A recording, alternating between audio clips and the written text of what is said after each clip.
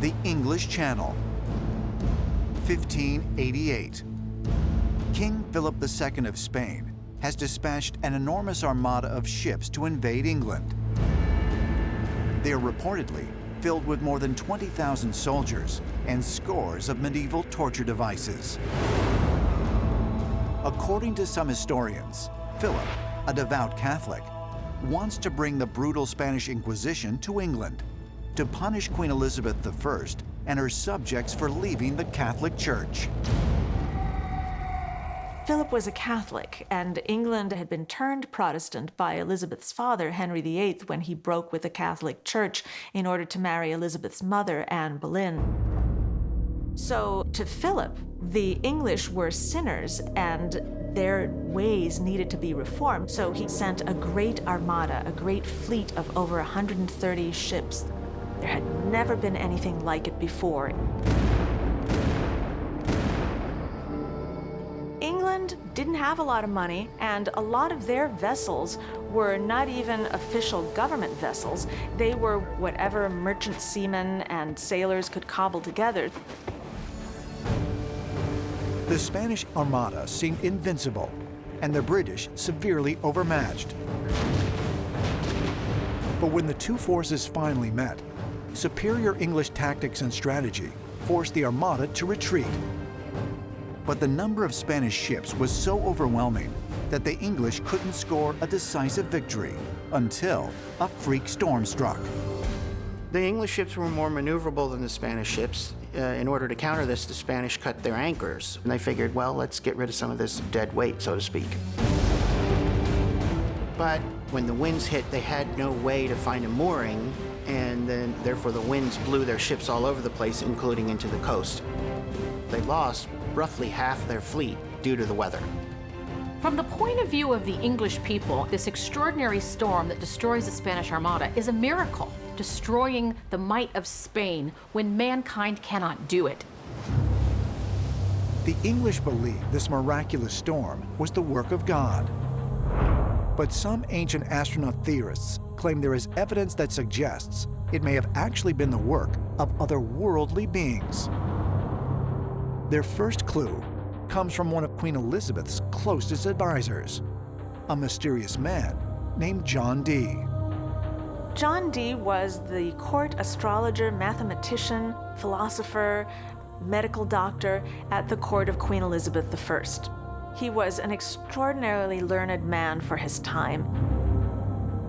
He dealt with magic and potions and what we might call spells to try to effect change.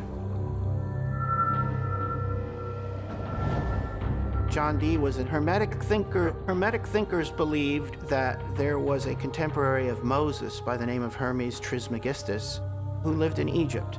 And just as God revealed the Ten Commandments to Moses, God revealed to Hermes the secret knowledge of how nature worked. And that with the proper mindset and proper tools, that one could uncover essentially what God was thinking by reading the world. According to legend, John Dee used this knowledge of the natural and supernatural worlds to predict the storm that would ultimately thwart the Spanish Armada. The story goes that John Dee told Queen Elizabeth not to worry because the storm would destroy the Spanish fleet. And then when it happened, it confirmed his knowledge of the world and what lay beneath it. But if John Dee really did make such a prophecy, what was the source? Was it something divine? Or is it possible, as ancient astronaut theorists contend, that this mysterious man was using Hermetic wisdom to establish communication with extraterrestrial beings? John Dee was very interested in the occult and seemed to spend a lot of time harnessing or finding a way to communicate to life forms beyond this earth. We really don't understand the influence over John Dee as to how he was able to interpret such accurate information. It's very possible that John Dee was receiving his information from an outside source that was possibly an extraterrestrial.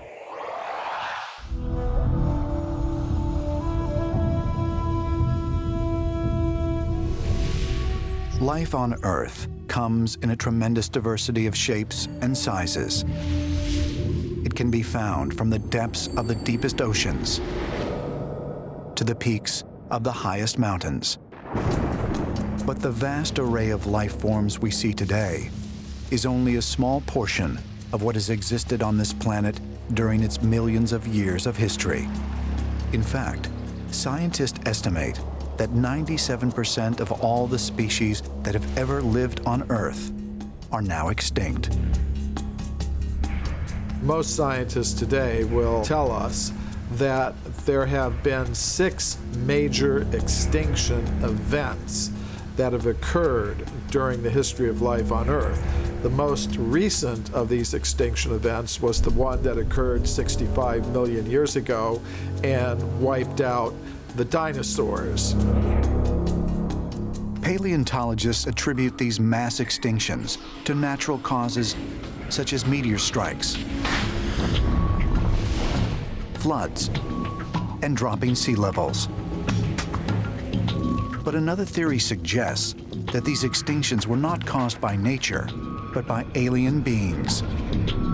In the ancient Sumerian text, they can control weather, they can cause droughts, and they did this to humans. They are capable of producing their own disasters. But were now extinct life forms actually exterminated in order to make way for other, perhaps more docile or desirable species? Was the intent to clear the way for colonization or invasion? And if so, what sort of technology would be needed to effect such a widespread change? Some theories say that we have that technology now called scalar technology. We heat up through high electrical impulses a certain spot on the water, and that creates a hurricane. And by making a path with that beam, you can track the hurricane. Now, if we can do that, and this is hypothetical, if we can do that, why can't an alien culture say, let's create an ice age on planet Earth? It will kill off the dinosaurs, but pave the way for aliens to implant human beings on planet Earth. Did alien beings come to Earth in order to stay? Might they, as some believe, have seeded it with their own genetic offspring? If so, where is the proof? Some ancient astronaut theorists point to myths that describe gods coming down from the heavens in order to mate with humans. Ancient texts talk about the fact that whoever visited the Earth in the remote past, these gods, thought that Earth women were quite beautiful. So in many occasions, we find stories where those visitors essentially mated with Earth women. It was misinterpreted, misunderstood as something divine that came here. They were flesh and blood extraterrestrials. Washington, D.C., 1814. 2 years into the bloody War of 1812. The American hopes for victory over the invading English army seemed to be dying. And now, the unimaginable is happening. A foreign army is poised to enter Washington, D.C. It was a very hot summer that year. The British forces were able to completely overwhelm the very young United States Army at the time, and they marched into Washington, D.C. President Monroe and all of the other politicians had left the capital, and at that time the British forces were finding it basically a deserted city. So they began to set fire to Washington, D.C., starting with the White House. And they were basically going to just burn down our nation's capital. The United States of America, then just a few decades old, is on the verge of going down in flames. But then, something strange happens.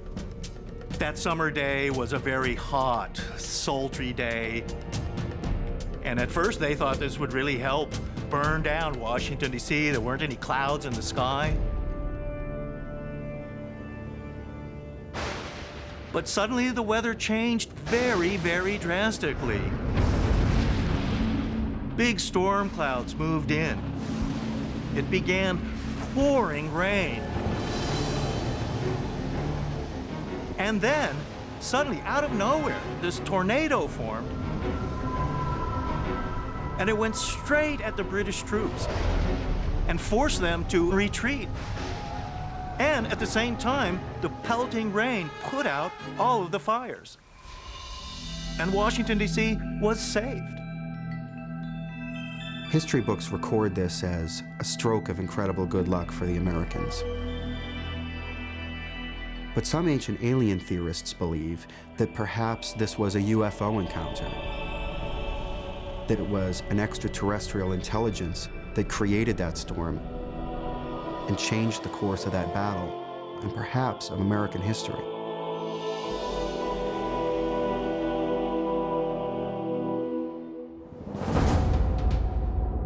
Is it possible that the storm that helped the United States win the War of 1812 was actually produced by extraterrestrials? And if so, were they trying to protect the fragile American experiment? It's interesting to speculate that perhaps there was something about America that an extraterrestrial intelligence took interest in, whether it was freedom of religion, new ideas about democracy, about a republic, or something else that drew the attention of aliens and might have made them want to help this country become a success. And I think that that would really be because the United States as a country was prophesied to exist in a sense. And the extraterrestrials very much nurtured this young United States and watched its growth very carefully. Like a parent watching a child growing up and being very protective of it too. And when the extraterrestrials saw this moment where the United States could lose this war and be occupied, they decided to step in and change history. Could the mysterious sightings and strange incidents that have been reported throughout our history be evidence of America's extraterrestrial heritage? Since the beginning of recorded history in North America, we've heard of these sightings. And we today, in our modern world, are re-encountering these same creatures. And you have to ask, are they the same beings? Are they the same creatures that have been seen for thousands of years, and now we're being asked to find a place for them in our world?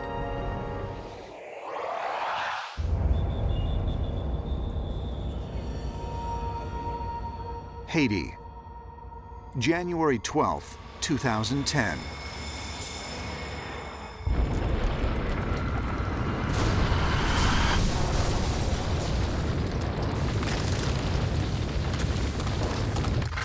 At 4:53 p.m., a fierce 7.0 magnitude earthquake slams into the Haitian capital of Port-au-Prince, causing massive destruction.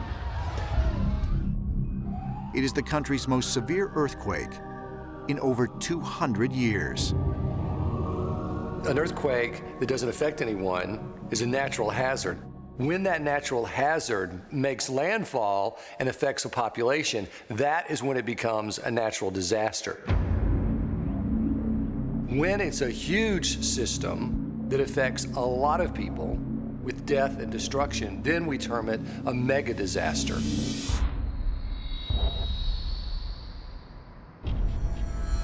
According to local news reports, missionaries in Haiti videotaped a strange ball of light floating in the sky less than 24 hours before the earthquake. UFOs have been reported throughout history connected to earthquakes. Scientists used to disregard the idea of earthquake lights up until the 1960s when they were actually photographed in Japan. Finally, they had to take notice that, yeah, there are strange aerial phenomena that go along with earthquakes. Often referred to as earthquake weather, scientists have linked this strange phenomena to the geophysical activity that precedes an earthquake. Earthquakes are basically when the plates on the surface of the Earth move relative to each other in a sudden fashion. This sudden motion releases a lot of energy. If they were simply tectonic plates that gave off, like, for example, a discharge into the air, they would burn out pretty quickly. But we are talking about bright lights that hover and linger. Could the sudden discharge of immense energy really have produced strange lights in the skies above earthquake zones? Or might the lights in the apparent natural disasters have had a more technological origin? In 1996, the United States Air Force commissioned a secret study called the 2025 Report. In it, the military examined the feasibility of combat capabilities and tactics in the year 2025. One of the areas that was seen as ripe for research, exploitation, and development was the modification of the weather as a tool of warfare. People might think the idea that we could weaponize the weather is something just straight out of science fiction, the idea we could pulverize whole nations just by modifying and exploiting the weather, and that this is a verifiable report that is now in the public domain. So we do know that government and military bodies are significantly researching weaponizing the weather. Well, one of the big advantages of using weather as a weapon is that it's really difficult to prove who attacked you. The other thing is that weather itself can cause a heck of a lot more damage than weapons can. You could have, for instance, a powerful thunderstorm that could go all the way across the US and cause basically nuclear-level destruction all the way across a huge swath. There have been many attempts to control the weather during warfare, and one of the most famous attempts was in Vietnam.